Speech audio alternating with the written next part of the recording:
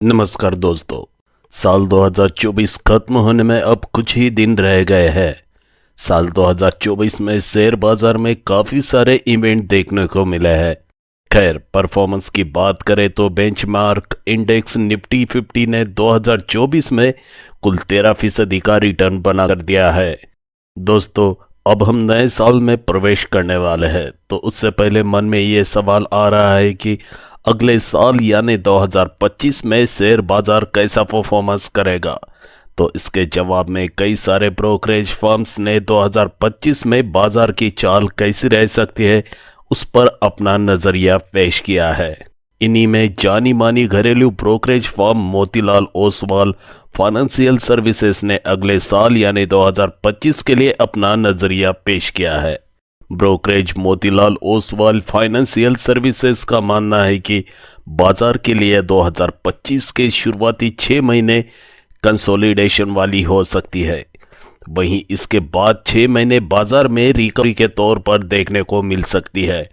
मोतीलाल ओसवाल के अनुसार भारतीय बाजार 2025 में वैश्विक और घरेलू मोर्चे की आर्थिक घटनाक्रम की वजह से प्रभावित हो सकती है।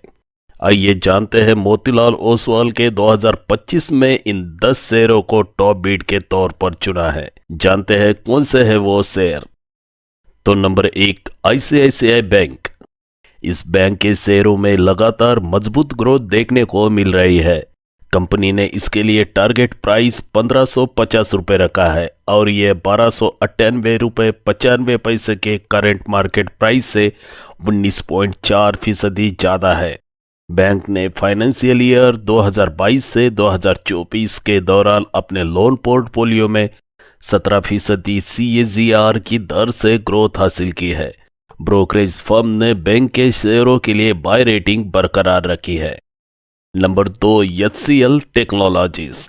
HCL टेक्नोलॉजीज का टारगेट प्राइस 2300 रुपये का है, जो कंपनी के करंट मार्केट प्राइस 1892 रुपये 5 पैसे से 21.6% ज़्यादा है। ब्रोकरेज फर्म को IT कंपनी की लॉन्ग टर्म ग्रोथ बेहतर रहने की उम्मीद है। Number 3, Larsen and Toubro limited. Larsen and Toubro का टारगेट प्राइस 4300 रुपये है, जो 24 दिसंबर के करंट मार्केट प्राइस 3633 रुपये से 18.3% ज़्यादा है। कंपनी की शानदार ग्रोथ और इंफ्रास्ट्रक्चर पोर्टफोलियो में विस्तार की वजह से यहां 2025 में निवेशकों के लिए आकर्षक विकल्प हो सकती है। Number 4, Zomato limited. जोमैटो का 330 रुपये का टारगेट प्राइस 24 दिसंबर के क्लोजिंग प्राइस 274 रुपये 50 पैसे के मुकाबले 20.2% से ज़्यादा है। फूड डिलीवरी, ग्रोसरी आदि सेगमेंट में भविष्य में कंपनी के लिए जबरदस्त संभावनाएं हैं। Number 5, Nippon life India AMC। Company के लिए टारगेट प्राइस 900 रुपये रखा गया है, जो 753 रुपये के करंट मार्केट प्राइस से 19.6% ज़्यादा है। मोतीलाल ओसवाल ने कंपनी के शेयरों को बाय रेटिंग दी है, जो इक्विटी सेगमेंट में कंपनी के मजबूत मार्केट के शेयर की तरफ इशारा करते हैं। Number 6, Mankind pharma. कंपनी के शेयरों के लिए टारगेट प्राइस 3140 करोड़ रुपए रखा गया है, जो इसके करंट मार्केट प्राइस 2909 से 8% ज़्यादा है। वित्त वर्ष 2025 की दूसरी तिमाही में कंपनी ने शानदार नतीजे पेश किए हैं और उसके कंज्यूमर और एक्सपोर्ट बिजनेस में मजबूत ग्रोथ दिख रही है। Number 7, lemon tree hotels.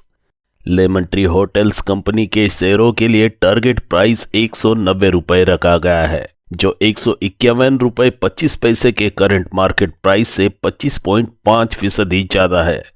Motilal Oswal ने इसे बाय रेटिंग दी है, जो कंपनी की ग्रोथ को लेकर ब्रोकरेज फर्म के भरोसे को दिखाता है। Number 8, Polycab India. Polycab India company consumer durable sector में अहम खिलाड़ी है और इसका टारगेट प्राइस 8340 करोड़ रुपए है, जो करंट मार्केट प्राइस 7077 रुपये से 17.8% ज़्यादा है। मोतीलाल ओसवाल ने इसे बाय रेटिंग दी है। Number 9, Microtek developers. Real estate company के शेयरों के लिए टारगेट प्राइस 1770 रुपए है, जो करंट मार्केट प्राइस 1397 रुपए से 26.7% ज्यादा है।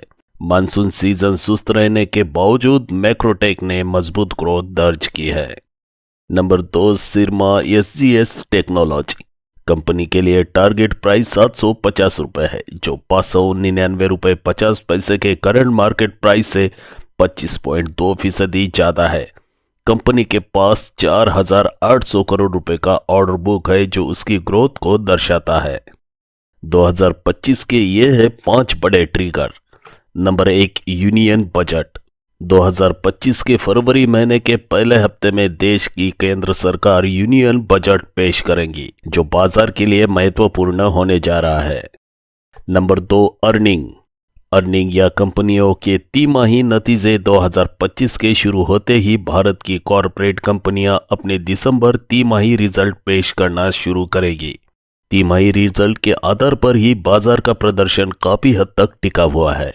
खैर, वित्त वर्ष 2025 के पहले हाफ यानी जून और सितंबर तिमाही में कंपनियों का प्रदर्शन नरम बना हुआ था।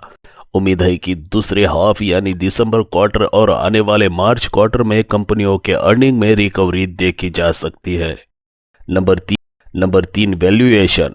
शेयर बाजार के हालिया गिरावट की वजह से वैल्यूएशन सामान्य नजर आ रहे हैं, जो निचले स्तर जा चुके चुनिंदा शेयरों के पोर्टफोलियो में जोड़ने का मौका दे रही है। नंबर 4, फॉरेन इंस्टीट्यूशनल इन्वेस्टर्स की चाल। 2025 में फॉरेन इंस्टीट्यूशनल इन्वेस्टर्स की चाल भी काफी महत्वपूर्ण होगी।